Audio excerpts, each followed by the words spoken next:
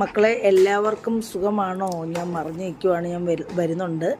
അപ്പോൾ ഇന്നത്തെ ഉച്ചയൂണ് വിഭവങ്ങളാണ് ഇതെല്ലാം കേട്ടോ. സിമ്പിളാണ്. ഇത് മുതിര തോരനാണ് പ്രോട്ടീന് വേണ്ടി. ഇത് ചമ്മന്തിയാണ്.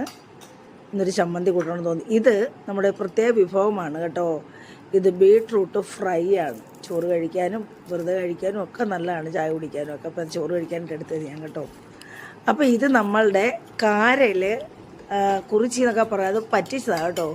പിന്നെ നമ്മുടെ സാധാരണ നാരങ്ങ അച്ചാർ, പിന്നെ വെണ്ടയ്ക്ക വറ്റിച്ചത്.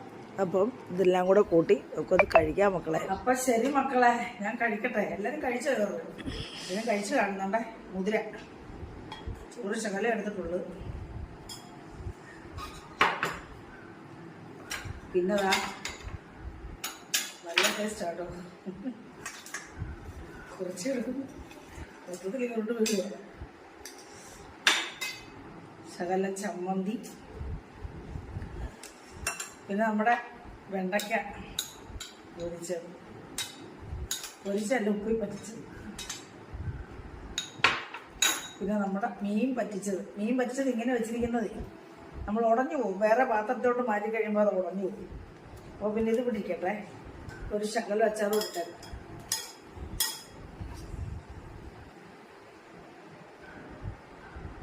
അപ്പം ഞാൻ കഴിക്കട്ടെ. ഇത് കണ്ടില്ലേ, ഇത് നല്ല ടേസ്റ്റാണ് അറിയുന്നത്.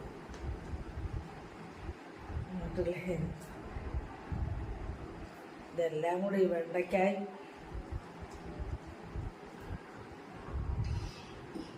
നോക്കാം.